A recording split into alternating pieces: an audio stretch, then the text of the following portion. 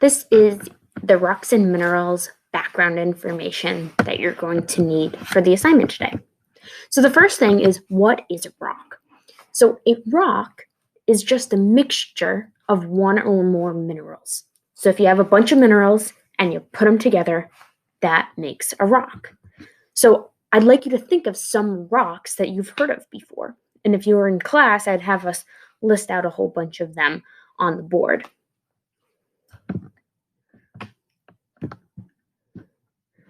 So here are some examples you may have heard of. Things like granite countertops. You may have heard of limestone before. That was what they found on the top of Mount Everest, thinking back to our Amazing Earth video that we watched on Wednesday. Sandstone. Maybe you've heard of basalt or marble. There are lots and lots of different types of rocks, and basically what a rock is just a solid mixture with different minerals in it. So then your next question might be, okay, so what's a mineral? Well, a mineral, kind of like a planet where it has to check all of the boxes, a mineral has to check all of these boxes. So it has to be solid. You can't have it be liquid like water. That's not a mineral. So it has to be something that's solid. It has to be formed naturally. It can't be something that people are making in a lab. It has to be non-living. And it has to have a crystalline structure, which means that the atoms, which make up the elements, they form like a nice structure. And if you look at the pictures over here, you can kind of see how they're kind of going to make like this structure. So examples of minerals you've probably heard of before are things like aluminum, copper, gold, quartz, salt, and ice. A lot of people then ask me, okay, so I know what a mineral is.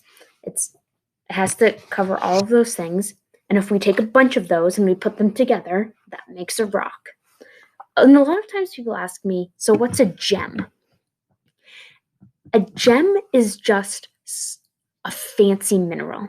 Basically what happens is we go into the earth, humans take out a mineral, like a diamond, that's a mineral, and they polish it up and they make it look shiny, and then we call it a gem. So a gem is basically just something that humans have made that looks pretty. So this picture here on the left is showing you what a diamond looks like when it's just like a mineral, and then on the right is when it's kind of in its gem stage. Here's another example of a ruby. So a ruby is considered a gem, and that's on the right-hand side. But if you look on the left, that is the ruby mineral, which is called corundum. So they look different, but they're the same thing. It's just that the ruby has been polished and cut to look pretty. So now, once you finish this Edpuzzle, or if you have both of them open at the same time, you can go fill in this flowchart with these different words that I just told you about. So you're going to start at the bottom. One of them is the smallest. So which one of these things is the smallest? Rocks, gems, minerals, or elements. And then those together make the next thing. And then those together make the next thing. So we're starting at the smallest in the bottom, going to the biggest at the top. This is a really cool picture that I like to show of the world's largest mineral. So you can see all these like crystals that are growing across this cave. And this gypsum, there's Nella barking at something. This gypsum is actually 36 feet long. So here are the people for scale. There are the people. Pretty cool.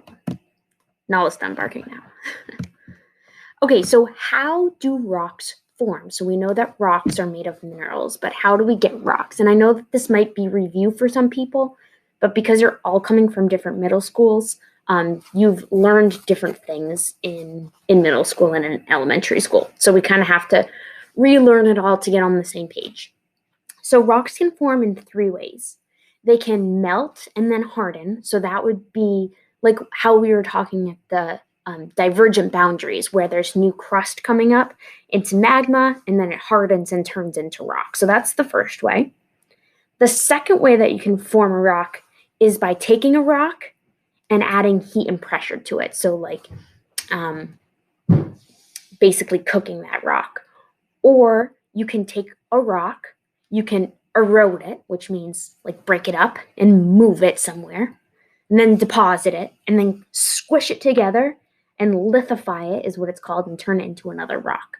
So there are 3 different ways that you can form rocks, and depending on how they form, you get a different type of rock. So the first one is igneous rocks, second is sedimentary, and third is metamorphic. Again, this might be review for you, but even if it is, it's a good reminder.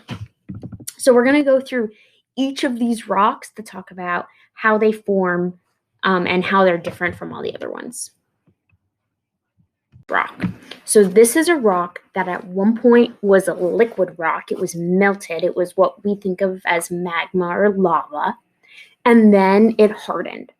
So igneous rocks are usually what they're at volcanoes, and then they're also at divergent boundaries, which is a volcano.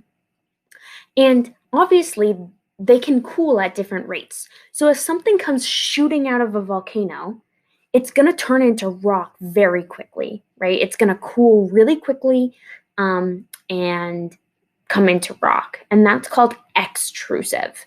It's coming out of the volcano, it's extruding.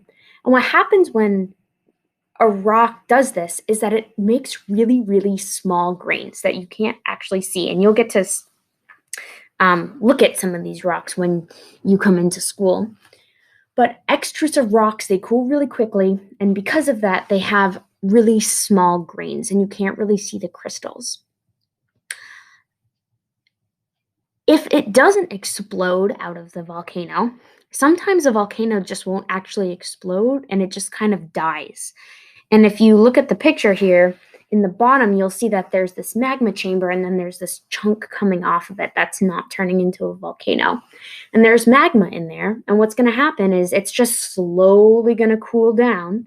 And because it slows really slowly, it actually makes these really big crystals that you can see. That's called an intrusive rock because it's in the ground. There is a video here that's a really good video for you to watch to just kind of reiterate what igneous rocks are. So I'd suggest that you watch that. And then one other piece to add to igneous rocks is that if the magma is under the surface of the earth, it's called magma. And as soon as it comes out of the surface, it's called lava.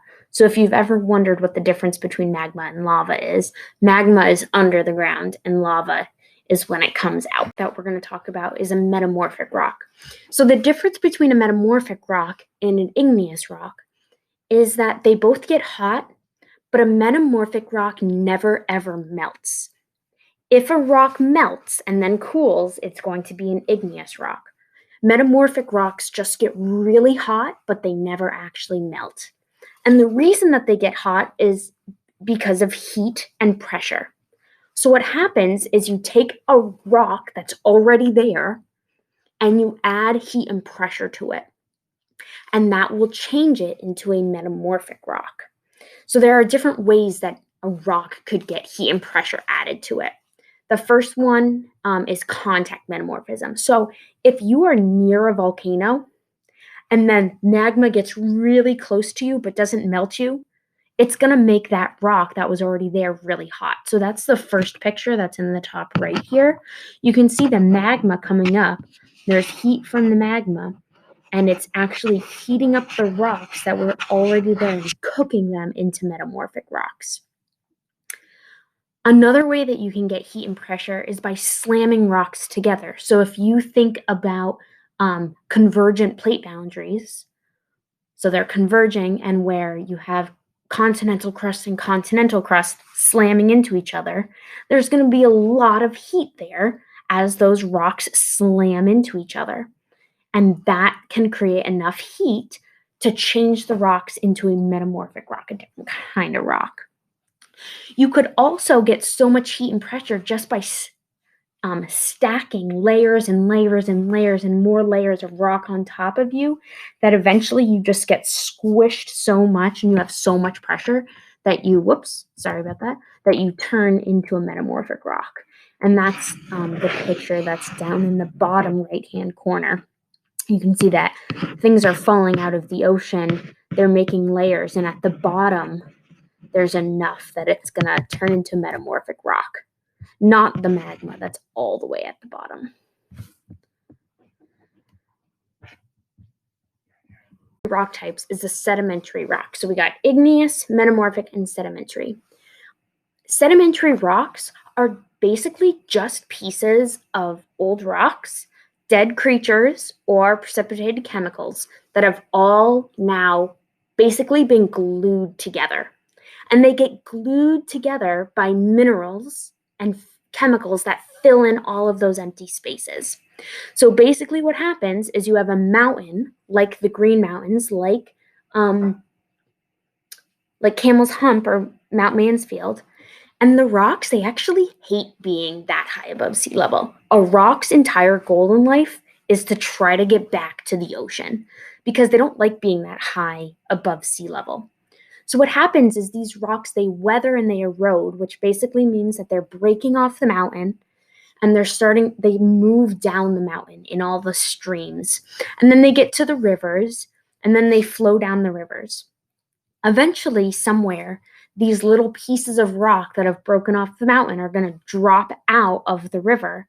And you can see the picture up above here on the top. All those little pieces are coming off of a river and they're falling to the bottom of the ocean floor. And over time, you get more and more and more of these little pieces depositing. That's step 3. Then they're going to start compacting because you get more on them. And then the 5th step is lithification or cementing or gluing. And basically what happens is little chemicals and minerals, they start to fill in all the little spaces and they act like glue. And they glue all these pieces together. So instead of melting like igneous rocks or cooking like metamorphic rocks, sedimentary rocks are just little pieces that have landed together, been compacted, and then basically glued together into a new type of rock. This is something where you've actually seen this cementation and minerals and water. So if you've ever seen like this on a shower head or that ring in a toilet, those are the chemicals and the minerals that are in the water. And as they flow through all the little tiny grains of sand and little pieces of rocks that are trying to cement together, those minerals will actually glue the little pieces together. So you've seen these little chemicals that can glue rocks together. So then we can talk about the rock cycle. So here are our 3 rocks. So igneous is down at the bottom, metamorphic, and sedimentary. And the cool thing about the rock cycle is that any rock can become any other type of rock and itself. So if we start with the sedimentary rock, if you melt a sedimentary rock, it's going to turn into an igneous rock. And then if you have that igneous rock and you add heat and pressure to it, you cook it, it's going to turn into a metamorphic rock. Then if you take that metamorphic rock and erode it and deposit it and then glue it back together, it's going to become a sedimentary rock. But then maybe the sedimentary rock, maybe that sedimentary rock erodes, deposits, and then gets glued back together. And it might become a different sedimentary rock. Or you could take that sedimentary rock and follow the purple arrow, and you could cook your sedimentary rock and turn it into a metamorphic rock. So if you look around here, you can see that all of these rocks can become other types of rocks or other versions of themselves. Last slide. So this is a picture that's kind of showing the rock cycle in a real place. So if we start like with the mountains, like I said, it's going to erode and transport them and bring them all the way, if they can, all the way to the ocean. It's going to get buried and compacted and turn into a sedimentary rock. And then if it gets more and more heat and pressure from more sedimentary rocks on top of it, it's going to change into a metamorphic rock. And then in this example, that metamorphic rock is actually going to melt and turn into an igneous rock and create a volcano. And then that's going to weather, and you can see how the cycle goes around and around. Your assignment for today is to do this rock cycle picture assignment. So rock cycle picture didn't actually come up. So here's the rock cycle picture, and your job is to pull over these words into the correct location. So you can see that there's different boxes that you could fill in here. So you'll notice that some of these say rock. There's 1, 2, 3, 4 rock. That's these 4. This one's upside down. And then these 5 belong in the empty spaces, and these are the different processes. So cementation, volcanic eruption, heat and pressure, weathering and erosion, and uplifting. Uplifting I didn't talk about too much, but basically it's just the rocks are able to move upward. So good luck with this. This assignment is posted in Google Classroom, and there's also the hyperlink from the PowerPoint. And let me know if you have any questions.